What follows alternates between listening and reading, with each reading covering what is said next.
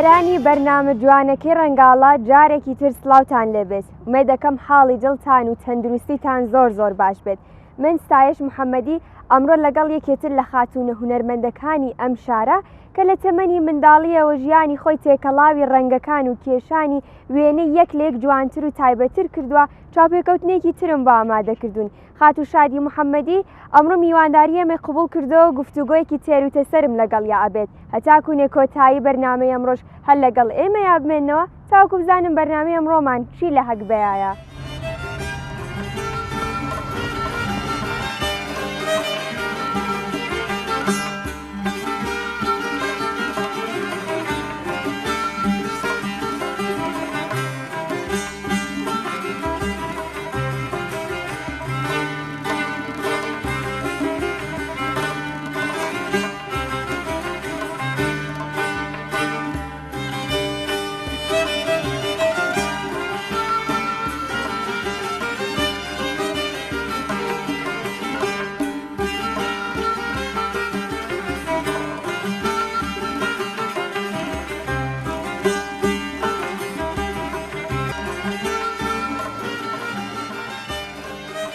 بینەرانی بەرنامەی ڕەنگاڵە ئەمڕۆژ چاپێکەوتنی گفتوگۆیەکی هونەری ئامادەیە تاوکو پێشکەشتانی بکەم هەروە کۆڵخەکانی کە تاکوونێ کۆتایی بەرنامەی ئەمڕۆژ لەگەڵ مابمێنەوە تاکو بزانین گفتوگۆ چاپێکەوتنی ئەمڕۆمان چۆناهی پێشەڕوە. خاتون سڵاو لێبێ. سڵاو سپاس. تەندروستی سیحەتان باشە؟ مەمنون. هەر باش بن. سەرەتا بۆ دەستپێکی بەرنامە ڕێزوسڵای خۆتان بۆ بینەرەکان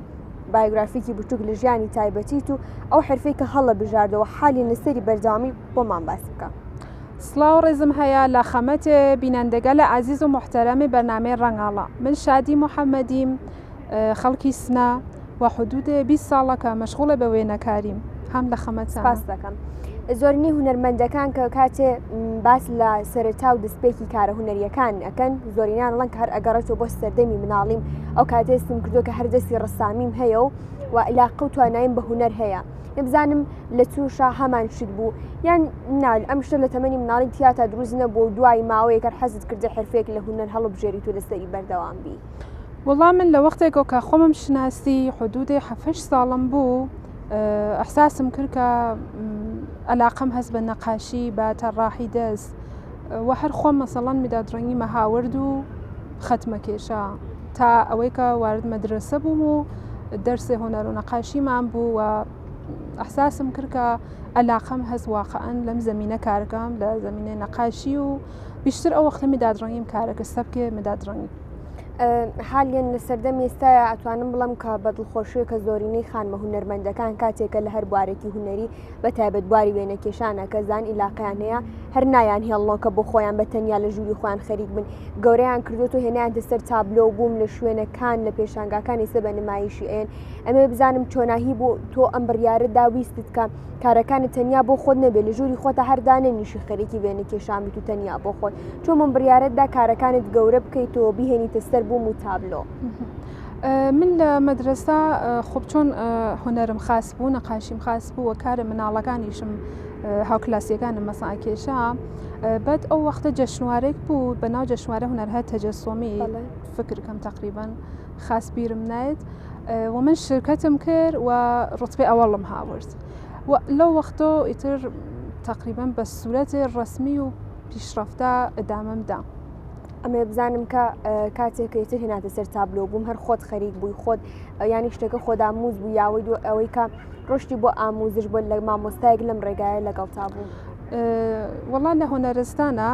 چۆن دەرسە تەڕاحیمان بوو و من ئەو وەختی شەهر کارم تقریبا خاستر بوو نسبەت بە هاوکلاسیەکانم حدود مەسەڵ نمایشگا چەندانەی نمایشگا شرکەتم ئەکرد. کەسێک وەکو مامۆستای لات نەبوو چونکە ئەیستا حالیان دەورەهایەکی زۆر تەخەسوسی و ئاکادمی هەیە کە ئەچون لەوێ بە تەواوەتی و هەل لە سەرەتای دەستپێکەوە فێری هونەرجووەکان ئەکەن وسولی هونەر کە چۆن دەست پێ بکەن چۆن تەڕاح چۆن وێنەکێشێکی سەرکەوتوان لێ دەربێ بە تاوەتی فێریانەکەن. تۆ هیچ بەشداری ئەم جۆرە دەورانت کردووە مامۆستای وات هەبووە؟ نەوەڵا لە وەختێکە لە هۆنەرستانە بووم چۆن ڕشتەم گرافیک بوو خۆم چۆن علاقەم بوو و هەمیشە کارتەڕاحیم ئەنجامەدایانە تەمرینە هەر ڕۆژم بوو كارم خاص بو مثلا إحساس مقر أنا كاحتياج بماموسانية ولی خب وقتی که مدرسه متواکر هنرستان متواکر او وقتا حدود 1 مانگ من بلا آقای که درس طراحی فقط رشته طراحی آقای اکبر منصوری که واقعا طراحی من لو وقتو فرفره پیشرفتی کرد به نظر خوام قدرت قلمم قوی‌تر بو ولی خب مدتک کم بو 1-2 مانگ بو و ایتر هیچ کلاسیک نچوم دیخۆ کار چی بوو کار بەردەوام نەبووی لە دەورەکە جێتێش تەنیا 2 مانگ لەسەری بەردەوام نا جێم نەهێشت خۆم ئەدامەمدا و نمایشگاگەر مختلفمدا ئەنیا ئەو وەختە گروهی بعد لەسەر نمایشگاکان لەسەر پێشانگاکان قسەمان لەسەریە بێ بەڵام بزانم کە لە هونەری ئێوە بەتایبەت ئەسم کارانی کە تۆ ئەنجامیە پێویستە کاکە کەسێک کە زیاتر لە تۆ ئەزانێت تەجربە و ئەزمموی لە تۆ زیاترە ئەو زانیاریانە کە لەسەر هەڵبژاردن و نوعی ڕەنگەکان هەیە ئەو لەسەر کڕینی ئەبزارەکانی هەیە لەسەر ئەو تکنیکا تایبەتانەی کە هەیە لەسەر بۆ متابلۆکان پێویستەکە پێت بڵێ چۆن ناهی تۆ ئەم زانیاریانت بەدەستهێنا تاوەکو بتانی کارەکەت بە بێعیبترین شێوە دەربێنیت. خب من چۆن وتم کە هەر تەڕاحیمان لە پایۆ بوو لە وەختی هۆنەرستانە من خۆم ئەبزارەکانم ئەشناسی وە فرێش بەخاتە ئەلاقەم کە وەختێک بەسە ئەچوان بە شۆنیە خۆم ئەبزارەکانم ئەشناسی و تەمرینم پێ ئەکرد زۆر باشە. ئەمە بزانم کە ئەتر دوایە کە ئامۆزشی دی دوایە کە زانکۆت تەواو کرد ستارتی کارت لەکوێوە بوو دەستی پێکتر چۆناهی دەستت کرد بەوەی کە لەم حرفەیە بەردەوام بی. من هەر ڕشتەی زانکۆیشم هەر گرافیک بوو گرایش ئەم کاری کە ئەنجام ئەیە لەگەڵ ئەو ڕشتەی زانکۆت خوێندا هەر وەکو یەکوان نا وەکو یەک نین وەلی خۆب دەرسکە لە پایەمان ئێمە بوو بەعنوان تەڕاحی هەر دەرسە تەڕاحی بوو و ولی ئەسان گرافیک کلەن گرافیک تەبلیغاتە کار تەبلیغاتیە و نەقاشی جیاز خب من ئۆلەویەت ئەوەڵم نەقاشی بوو ولی خۆب بە دەلایل ئێستا نازانم قسمەت یا هەرچێک من وارد گرافیک بووم ولی تەڕاحیەکەم هیچ وەخت وێڵ نەکرد نەقاشیەکەم گۆستەرشدا تکنیکەکان مختلف مدادڕەنگی ئاوڕان ڕنگ ڕۆغان سیا قەڵەم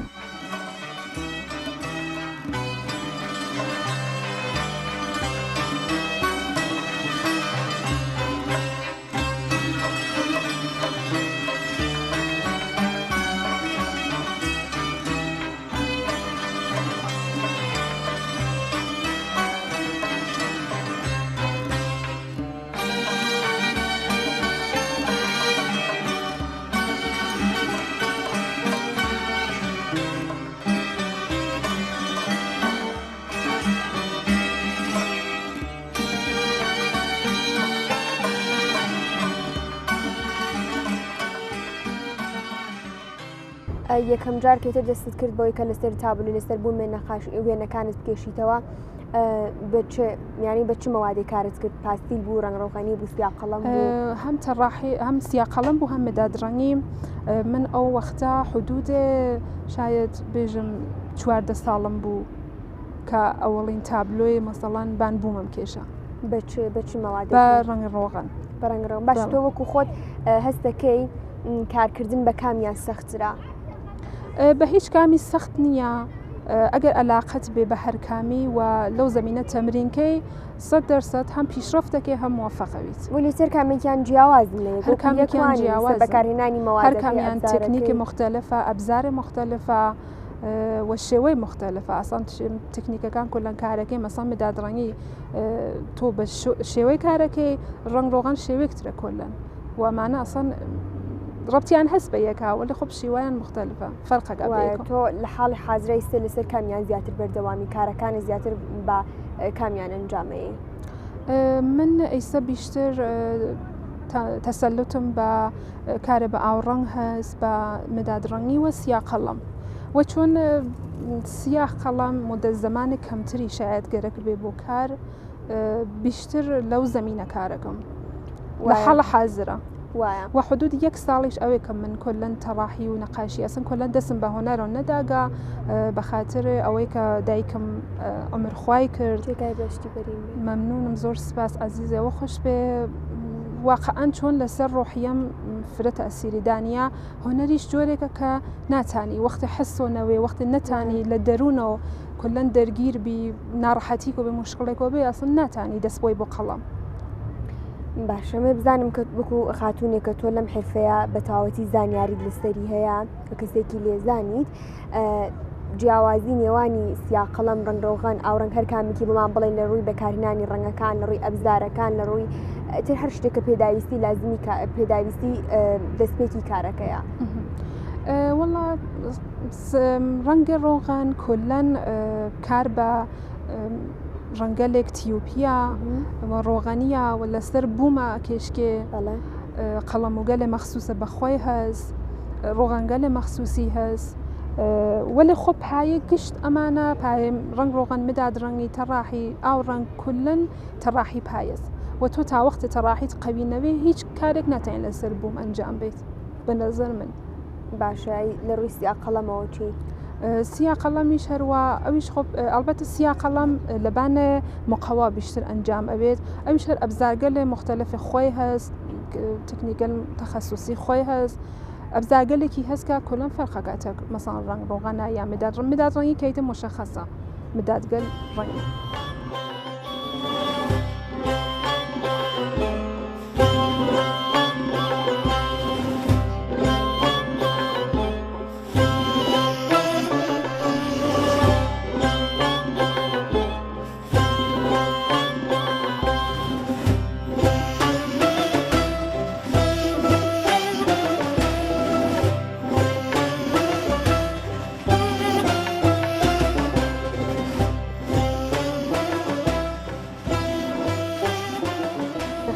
شادیمە بزانم لە کارە هونەریەکانت تا چۆن ئیهتیمام و گرنگیت بە بواری بەشی وێنەگرتن داوە و تا چۆن خۆت وێنەگری کارەکانتی چونکە ئێستا زۆرینەی هونەرمەندەکان لە زمینەی کاری ئێوەیە ئەو شتانی کە لای خۆیان جوانە و دیمەنانی کە سەرنجان ڕاکێشە خۆی وێنەی ئەگرێت و دێت پیادەیەکە لەسەر تەرحەکەی پیاداکە لەسەر تابلۆ بوومەکانی تۆ لەم زمینەیە تا چۆن ئیهتیمامت بە وێنەگری داوە؟ وەڵام من چۆن خۆم حدودی 7 ساڵە کارە وێنەگەری ئەەکەم ئەکسەر تەرحەکانم هەر خۆم ئەکاسی ئەەکەم وەلە خۆ پێشتریش وتم لە خەمەتانە من 1 ساڵە کلن کارێ نەقاشیم ئەنجام نەداگا و هیچ ئەکسێکیش و هیچ نمونێک بۆ تەرحە نەقاشیم نییە لە حدود ئەم 1 ساڵە ئەکسەرن هەر بازم کار پۆرترە بووگە. ینی لەو ماوەی 1 ساڵە تۆ بە هیچ شێوەیەک نەبواری سیاقەڵەم نەڕنگڕۆغانی هیچ شتێکارە نەکردەوە؟ هیچ شێکارم نەکردگە فقط یەک دانەکارێ سیاقەڵەمم بوو بۆ کشوەرێ ئوسترالیا ئەویش چۆن کارێک بۆ ئاشنا بوو ئەنجامم دامەسان وتیان کە کارێکە سفارشی و حەزەکەین ئەنجامی بێ وەگەرنا ئەسن دڵ و دەروون کارکردنم نەواخان فقط ئەو کارە ئەویش بە سیاقەڵەم بوو و خۆیان ئەکسیان هاوەر ئەکسێکیش قەدیمی بوو اتفاقاً من وتم پێیان کە خۆیان مەسەڵەن یا خۆم ئەکس بگرم یا خۆیان ئەکس بگرن ئەک جەدیدتر ولی خۆب ئەکسێک بوو هین دۆرانە مناڵی ئەو خانمە حەزی ئەکردەک دایکی یا مەسەڵەن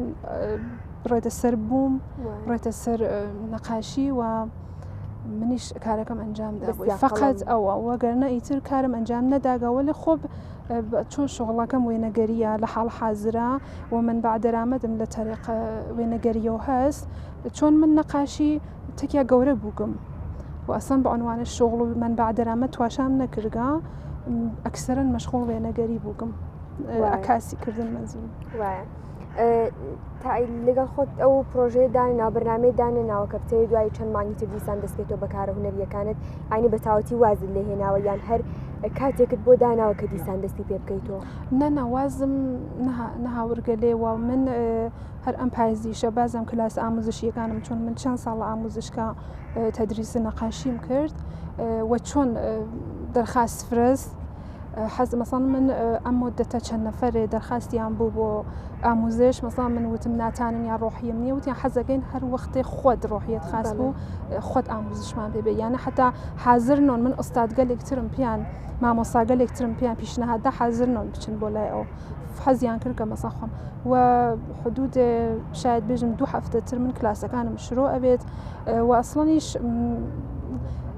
نەقاشی ڕۆح منە ئەجین بووگە ناتانم وێڵی کەم. خات و شادیمە بزانم کە دوای چەند ساڵ کارکردن لە زمینەی کاری خۆت بڕیارتدا کە لە فێرگەیەکیش ئەو شتێک کە خۆت ئەزانیت و حرفەی خۆت بۆ هونەرجوەکانت بۆ کەسانی تر بیڵیتەوە. من لە کۆلا چۆن ئەلاقەیکم بە ئاموزشنەوە لە زندگیما کولەن بەرەو ئۆسمتا هیچ وەخت تەمایلێکم نۆ بچم وەلێ چۆن بە دەرخاستی ئەترافیان و سری ئاشناگەل ئەوواڵ وتیان حەزەگەن ئاموزش بۆینین حەزەگەن فێر بین ئەم هونەرە لە تۆ و منیش ئاموزشم داپیان کەم کەم مەسیرە ئاموزشکەوەمانە هاتە سەر ڕێگەم ناژم مەجبور بووم خۆ بالاخره خۆم چۆن ئەلاقم بە نەقاشی وەنەرەکەم هەست حەزیشم کرد لە تا حدودێکە مەسەڵەن لە ئەم هونەرخۆمە چۆن ئێژێ شتێکە ئەزانی ئەشێ دەست بەدەست بڕێ ناوێ بمێنێ لە دەروونتا ئەشێ کولەن هونەر خدمەتکردنێکەی تر. وایە چەند ساڵە تۆ خەریکی ئاموزشتانی؟ حدود من لە ساڵ 1994 و کۆنا 1994 شروعم کرد بە ئاموزش لە ئاموزشگاگەل مختلفە حدود بازم بە خاطر هەر ئەو جەریانە کە پێش هاتبووم یەک ساڵێک ئەوێکە ئاموزشم نەوگا و وتم لە خەمەتانە عەرزم کردکە حدود 2 هەفتەتر هەر لەم زەمینە شروعەکەم بە فعالیەت و ئاموزشتان. باشم بزانم لە فێرگەکان چ بەشێک لە هونەر ئەڵیتەوە تەدریسیەکەی؟ بیشتر زمینە سیاقەڵام و مێدادڕەنگی بووم. تا ئەیسە خاوەنی چەندانە هونەرجویت؟ تا ئیسا من حدودەن لە ساڵ 94 کە شروعم کرد بە تەدریس کلاسەکانم 5 نەفەرە 4 نەفەرە ئاوا بوون و بەخشێکیش بە ئەجبار کلاسی کودەک و خۆرساڵم گردە ئەوحدا ئاموزشمدا و یەک ساڵ کە گوزەریا واقعاً هیچ وەخت وتم کە ئەسڵان ئەلاقەیکم نەبوو بۆ زەمینە هەر بازم سەبکە زەمینەی بزرگ ساڵم ئاموزشتا و لە ڕووی تەجروبە ئەزمونیاتی خۆت و کارکردن لەگەڵ مناڵەکان سەخترە یا کەسە بەتەمەنەکان؟ وەڵا مناڵەکان سەخترێکە بۆ کاری لە ڕووی کە گوێ نایەن بە قسەکانت یان بۆ نمونە لەوانەیە چووکە مناڵەکان بڵێ کە ئەوان زیرەکتریش بن زووتر شتەکە لێ وەربگرن. ناتوانن زووتر شتەکە وەرەگرن شاید لە بزرگ ساڵەکە بیشتر وەلی خۆب من بە خاطر ڕۆحیاتێ خۆم بە خاطر شاید ئارام بوون و دەروونگەرا بوون خۆم فرە حەز نەکەم مەسەڵەن چۆن مناڵ ئەشێ تەکیا شاد بی ئەشێ مەسەڵەن تەکیا مناڵ بیت تەکیا ئەو جۆرەکە من ئەشێ تویش بە وەک ئەو سنە مناڵەوە بیت کە من ئەو ڕۆحیە من نەو کە مەسەڵەن تەدریس بکەم بە مناڵ و سن و ساڵ کەمایە.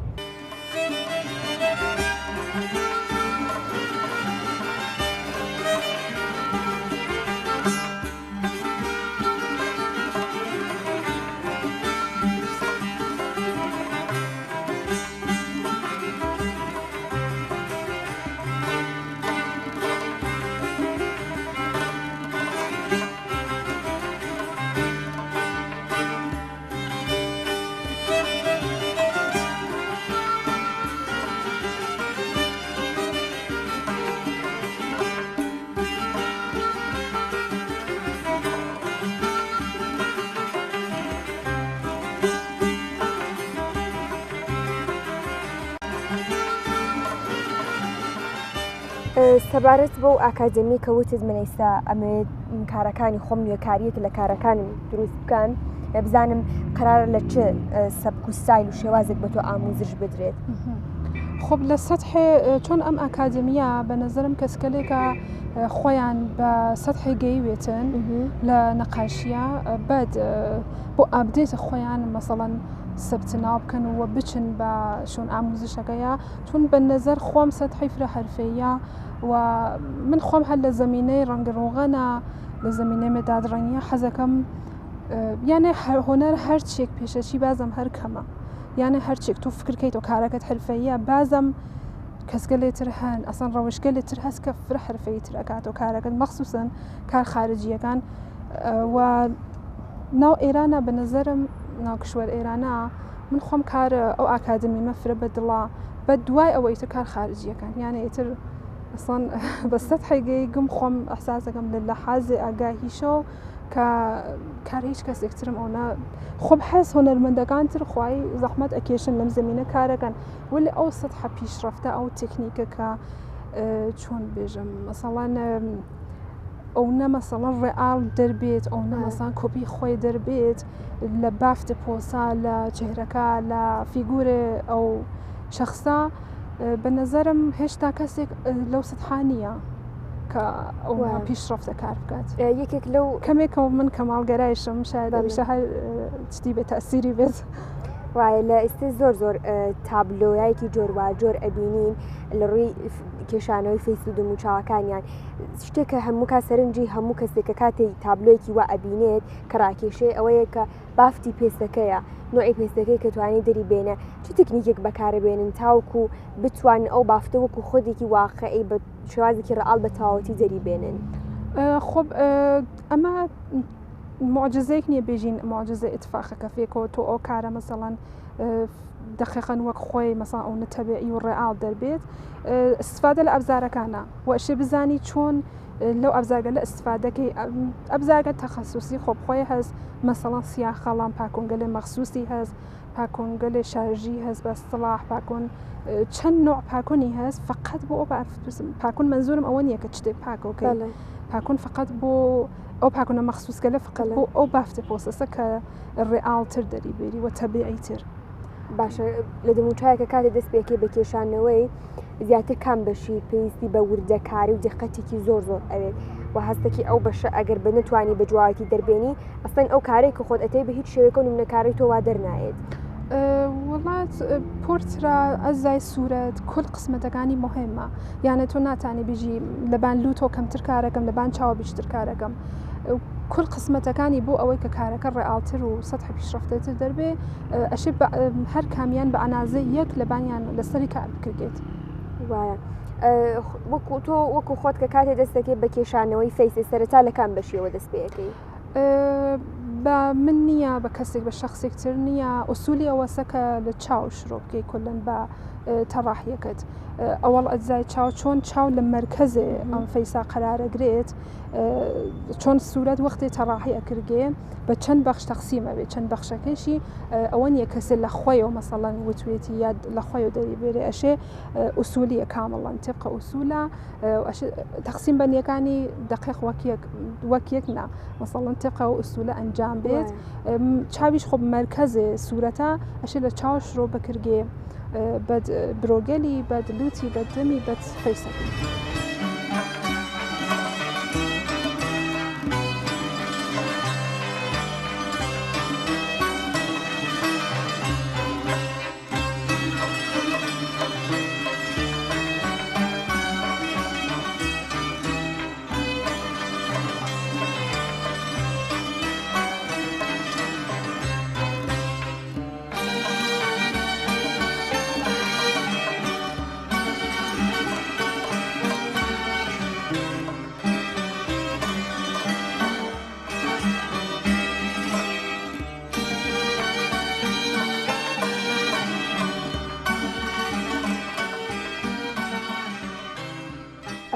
شادێنزانام کە ئەو کاتێک کە کارت دەست پێکردوەی تر کەسێکی حرفەیە لێزانن لێزەرها لە بوارەکی خۆتا کێبوو یەکەم کەس بە دیتنی کارەکانی تۆ هانی یایت کە بڵێ ئەم توانایەت بەجددیتیایە و ئەم ڕێگای کە هەڵە بژاردوو هەر لەسەری بەردەوام بە. وەڵا لە هۆنەرستانە مامۆسایکم بوو کە ئەوتی کە ئەتانی پیشرەفت و فرەتر بێت و ناو ئینستاگرامە بیشتر من کارەکانم دانیاوە مردم استقبال بیشتریان کرد وە سری لە مامۆستاگەل گەورەتر هاتن نەزەریاندا خۆ بیتە قەتئەن منیش پیشرەفت بیشتریشم هەمدا بە کارەکەم و هەم زانیم کە ئەتانێک کە فرە بەرەوبەرتر بچێت. باشە شێوازی کارکردن بەم شێوازەیەکە لە بوارم بۆ نمونەستا قەڵەمەکە دانیشی گرنگی بە کێشانەوەی فەیسی دوموچای کەسایەتە بەناوبانگەکانی و لە کاری ڕنگڕەوخەنەکان و ئاوڕەنگەکانت ئیلهام وەرەگری لە سروشت و لەو دیمەنانە کە لای خۆ تایبەت و جوانن وێنەیان لێ ئەگری یان خۆ تا ئەیسە کارێکیشت کردو بۆ لەسەر بوومەکان تابلۆکان کە کە کەسێک وەکو بینەرێکی ئەو تابلۆتە سەیرێکە بتوانێت کە مەفهومێک دەنگێکی لێوەربگرێت هەستا کە خەریکە ئەم نمونەکاری تۆ دەنگێک ئەگەیەنێ بە خەڵک لەم جۆرە کارانە تا ئەیسە تێکۆشایی کە ئەنجامی بە یا ئەنجامت داوە. بەڵێ خۆ من مۆزوعاتی کە بۆ جێشنوارەکان بوو قەبلان بەرئەساس ئەو مۆزوعاتای ما مەسەن تاحقیقێکمانە کێشا کە مەفهومێکی بێ و همچنین سریک مەسەن مەسابقات بوو کە شرکەتمە کرد واقعا ئەو تاحتەمەشیان مەفهومێکی بوایێت ئەلبەتە کەمێ تێکەڵ بوو تە گرافیکە سەبارەت بەو تەرحانێکی کێشاتەوە توانین کە دەنگێک بگەین ڕێگەی تابلۆکان دۆتوانین باسی بکەی کە چ جۆرە تەرحایەک بووە. بیشتر من ئازادی ژنان مۆزوع کارەکانم کە مەفهومێ بگەێنە ئازادی ژنان بووگە و فکرکەم ئەمە لە کوردەواریە هەر بۆ خانمگەلێکە لە زمینەی هۆنەرە یا هەر زمینێکترا فعالیت یانەوە موافقن هەر جۆرێک حەزەکەن کە مەسەن لەو مۆزوع کارکن لەو زمینە. باشە هەروی کە سەرەتای لە بینی بەرنامەکەشە ئاماژت پێیا وتت کە من زیاتری وێنەگرتنی کارە هونەریەکانی خۆم ئەنجامی ئەم ئەمە لە ڕووی کە خۆت وێنەکان ئەگریت و ئەنجامی وەلی ئەمە بزانم کە تۆکو کەسێک وەکو خانمێکی هونەرمەند تا ئایسە بووە کە شعرێک دیالۆگێک شتێکی تایبەت کاریگەری و تەئسیری لەسەر تۆ دروست کرد بێ و ئیلهامت لەو پارچە شعرا لەو دیالۆگە کە لا جوان بوو بێ وەرگرت بێ و بێت پیادەی بکەیت تەرحەکە لەسەر تابلۆکەت بوومەکەت. بەڵێ من بە موسیقیەکان بیژن مرتەزەوی ئۆستاد بیژن مرتەزەوی فرا عەلاقەم هەست و شعرەکانی کولەن ئەحساسەکە مەتانم بێرمە سەر کاغەز فرە مەعنی و مەفهومی تیا هەست. باشەمە بزانم کە چۆناهی توانیتە ئیلهام لە مۆسیقاکانی ئەو هونەرمەندە وەربگریت ئەوە تەرحەکەت پیادە بکەیتە سەر بوومەکەت. من چۆن لەسەر عەلاقەی خۆم فرا گوێچکە مەسەن چەند بار بە شعرەکانی گوێچکە ئام و ئەحساسەکەم موسیقیەکەی کۆلەن تەک شعرەکە هەمخانی هەست مەسەڵەن کۆلەن ئەو نۆتگەلا بە فەرز لە قەفەس ئستفاداکە ئەو نۆتە پیاداکە ناو موسیقیەکەیە یانە دقیقاً ئەوە ئەیژێ وە لە بە تەرز و ڕەوش موسیقی نەزانم متەوەجە ئەوان بێژگە لە شعر و مێلۆدی و سروش شتێکی تر ئەتوانێت کاریگەری لەسەر خەلاقیەت و تەرحەکانی تۆ دابنێ. خۆم ئەکاسی ئەتانێت ئلهام بات بە من لەو زەمینە و اینکە چۆن بە ساز سنتور عەلاقەم هەست ئەحساسەکەم لەویش فرە ئەتانم ئلهام بگرم بۆ نەقاشیەکانم. تقریبا ارتباطێکیان هەست بەیەکەوە بە نەزەر خۆم. باشەوەی کە پێشتر وتت کە ئەمەوێت کە کارەکانی خۆم کە پێشکە بێکۆ قسەمان کرد زانیاریمەوە وەرگرتی بێ کە ئەتوێت کارە هونەریەکانی خۆت بینی خۆت خاوەنی کارگای خۆت بیت شوێنە بکەیتەوە خۆدەتر لەوێ ساحەوی ئیش و کار و خاوەن کاری خۆت بیت. تا ئەیسە کارگاکە زامەرزانی تا چەندێک پێشڕۆشتووە بۆ چۆناهی بوو ئەم فکرەیەم بیرە لا دروست بوو کە بتەوێت دێتر لە فێرگی کەسەکانی تر کار نەکەی خۆت بیت بۆ خۆت و خاوەن هونەرجی خۆت بی ناو کارگای خۆت ئامۆزشیان پێ بدەیت. من کلەن چەند ساڵ پێش کە شروعم کرد بە ئاموزش هەر خۆم مەسەڵەن گالێریک هۆنەری و ئێستا لە بعدەن ئەیوێنن لە ناوکارەکانە بە ناو بە برندێ شادی ئارت گالێری هەمیشە خۆ شاید بە خاتر مەسائل اقتصادی نەمتانیگە تایسە کارگاکە مەسەڵەن خەمە ڕێگا وەگەرنا هەمیشە هەر حەزم کردگە کە خۆم کارگایك لە خۆم بێ گالێریکم لە خۆم بێ و هەم کارەکانم لێنە دابنم هەم پیشرفت و تۆسەحەکەی لەو کارگا بێت.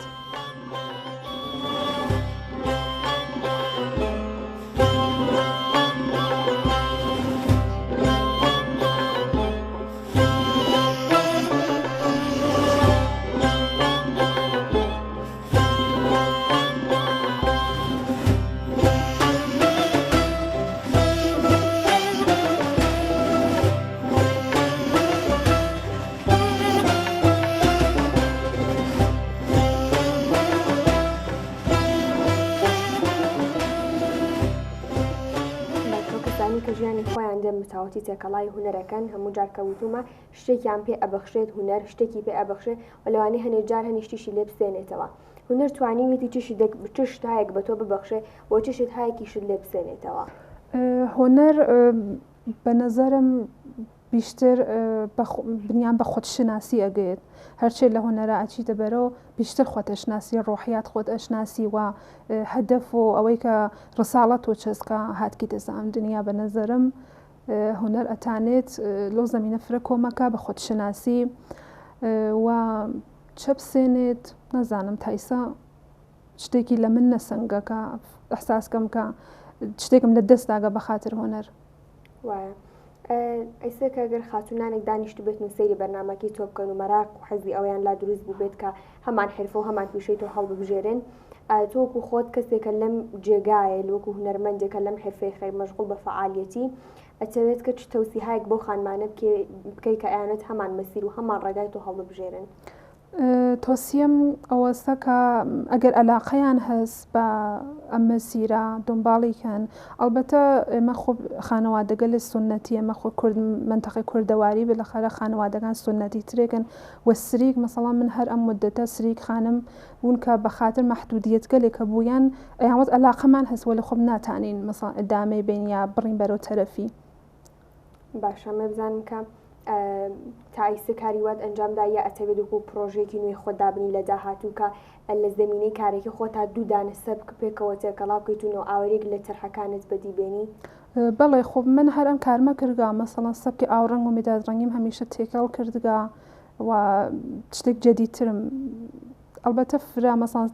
مختص بە خۆم نییە چۆن ئەمە هەر بووگە تەرکیبکردنێ سەبکەکان ولی خۆب تا ئایسەکە بە سەبکێکە خۆم لە خۆمەوە بێ لە دەرونیات خۆمەوە بێ نافێڵەن بەو سەدحە نەگەیەکم بە نەزەر خۆم باشە بۆ ئیکە ئاماژت پێدا پارتی پێشووتر لە بەرنامەکە و تێتەمەیە ئەو ئاکادمیە کە لە تارانە من لەوێ بەشدار بم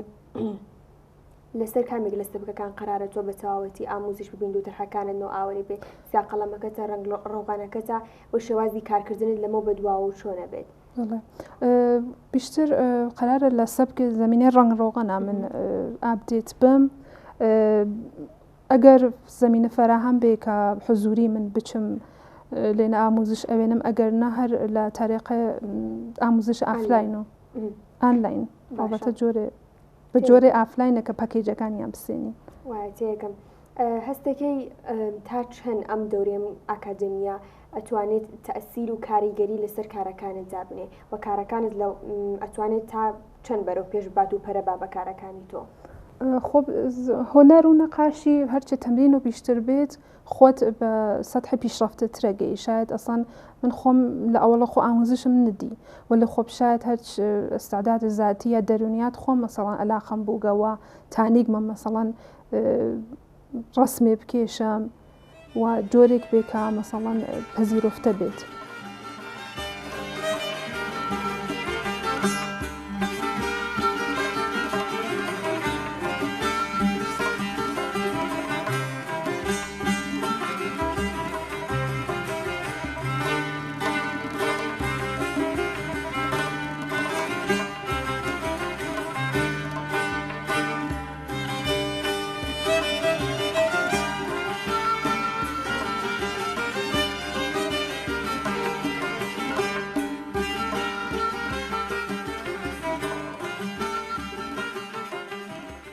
خاتر شادی لەم بەشە لە بەرنامەکەمی زیاتر ئیحتیمام بۆ مەسئلەیە بم کە بزانم خانەوادت بنە ماڵت چۆناهی لەم ڕێگەیە پاڵپشتی کارەکانت بوون ئەو کاتێکە ئەم مەسەرە لەگەڵ یانە باس کردبوون پێیان وت کە ئەمەیەت ئەم ڕێگایە هەڵبژێرم چۆن یارمەتی دەر و هاندەری کارەکانت بوون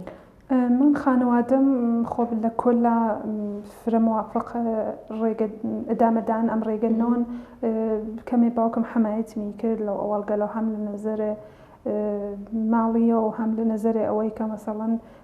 تەکۆنەرە تا حدودێ موافق بوو وەلی خۆ لە کوردەواریە پێشتریش وتم چەند ساڵ پێشیش ئەم نەقاشی و ئەم ڕێگەی هۆنەرە ئەوە جێگە نەکەفت و کە مەسەڵەن حەقیان پێیان خۆب ئاگاهیان کەمتر بوو و وای بەنا بێتر هەنی هۆکار لە ڕوویەوەی کە ئەڵێن گرنگترین شت کە هەموو کار لای خانەوادەکانەمەیە کە باسییان لەگەڵێکی کەمەی زمینەی و هوەری هەڵبژێرم زوو فکر و بیریانە چێ بۆی کە ئایان ڕێگەی هەڵبژاری توانی ژیان ڕۆژانێتی لەسەر هەساکە بێتە بابژێوی ژیانت یەکێک لە هۆکارە سەرەکیەکان کە بنە ماڵ و خانەوادە هاوکاری کەسەکان ناکەن مناڵەکانیان ناکەن تا لەم ڕێگە برداو بن هەرەگەرەتە سەر ئەم مەسەلەیە ئەمە بزانم کە لە هەموو کارێکە دەستی پێکەی کەسانێکن کە هاندەرتن و یارمەتی دەرتن وە کەسانێکی شێکە مخالفەتی ئەم ڕێگاچەکەن کێ بوو کە مخالفەتی ئەکرد لە ڕێگاریان نسم کەسێک بوو کە لەم ڕێگا مخالفەت کات و نەهێڵێکە ئەو شتە حەز و خولیای تۆیە پێ بگەی ئەو مخالفەتە شەدیدنەوە دەرکل خانوادە مەسەڵەن هەر ساڵها کە ئەگزەریا مەسە ئەنتزاریان بوو کە من مەسەڵەن ڕشتێک تر ئەدامە بەم و مەسەڵەن لەوە موافق بم و ئەکسەریەت خانوادەکان خۆمان فکرەکەنەوە کە پزیشکی و ئەم ڕێگەگە لە مەسەڵەن بە دەرامەت ئەگەیتووە موافق ئەوی وەلی خۆب هۆنەر خۆی دەریایەکە یانێ لە هەر شاخێکیەوە تۆ بچیت ئەتانی بە موافقیت و بە دەرامەدیش حتا بگەیوە دەرامەتگەل فرەبانیش وایە هەموو کاس کە لە هەر کارێکە بەڕێی من وایە کە کاتێک کەسێک کارێ دەست پێەکە دروستە کە دەستپێکێکی هەیە سەرەتایەکی هەیە بەڵام دوای چەند ساڵ بەردەوام بوو لەو کارەی کارەکانیش هەموو کار و پیشێش زمانێک کاتێکە بێ زەمانێکە بێ کە بگات بە کۆتایی بۆ خۆتت داناوە کە بتێت چ مەرحەلەیەک لە ئاستێک لە هونەرەکەت ئێتە بە تاوەتی کارەکانت بووستێنیت و هیچێتە بەردەوام نەبیت لەسەری نا ئەسڵ فکر نەکەم هیچ وەخت ئاخرێکی بێت ئەم ڕێگای هۆنەر هیچ وەخت ئاخری نییە بۆ نمونە زەمانێک دێت کە کەسێکەتر بە حکومێکە یان تااقەتی لێ نامێنە یا ماندووە یا ئاوێ دەتر گەیی بۆ و نقطەیە کە خۆی تەسەوەڕی ئەکرد و پلانی بۆ ڕشت بوو ئەگەر پێگەش بەڵێ منێتر ئەوەستەم لەم ڕێگەیە لەوانەیە ئەمیز کە بزانام ئەو پرسیارە بکەم کە هەمان شێت هەمان بیرەوەری فکرە ئەم فکرەیە لای تۆ دروست بوو یا ئەتێ هەتاکوونێکە تۆ هەیت هەر ئەم ڕێگەیەکە هەڵە بژاردووە لەسەری بەردەوام بێ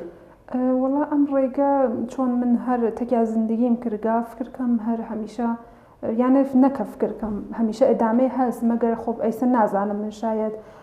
ئەگەر سنم قەدیدا بە مەزان 50 ساڵ بگەم یا 6 ساڵ بگەم ئەوانە نازانم کە چ تەسمیمێکە گرم و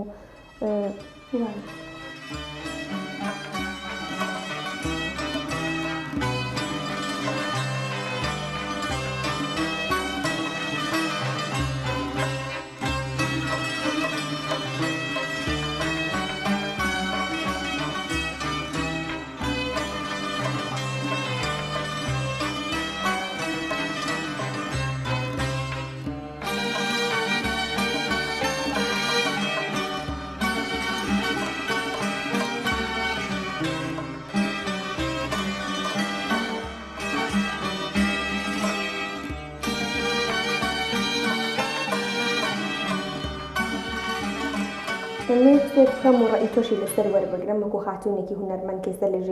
لە جایگاهێکی کە ئەم زەمینەت هەڵبژاردووە لە حاڵ حەزر لە سەردەمی ئێستەیە جایگا و جێی خانمەکان لە بواری هونەرە بەتابەتە توانی تۆوای لە نزەگیر لە حرفەکەی خۆتا چۆناهی ئەبینی هەستێکی توانی یانە نسە بەسەردەهاو بە زەمەنی پێشووتر گۆڕانکاری هەیەک بەتابەت لە زەمەنی هونەر لە بواری هونەریا خانمەکان دروست بکەن بەڵێ خۆ فرەندیگە مەسەڵەن من هەر لە کلاسەکان خۆما هونەر جووەکان مەسا ئەیبێنم ئایسا موفقین بە دەرامەت گەیگەن فرەفرە خۆ پیشرفتی کردگا مەخصوسن شار خۆمان سنە لەو زەمینەوە پیشرفت فرەی کردگا لەوەی کە خانمەکان بێنەوە بازار کاریش حتا نەفەقەت ئیسە هۆنەریان نەقاشی وایە لە بوارەکانی هونەرە هەتەوای گرایشە جیاوازەکانی ئەوەی کە کەسێ هونەرمەندێ بتوانێت هونەرەکەی بکاتە بژێ و ژیان و ژیان ڕۆژانی لەسەر حساب بکە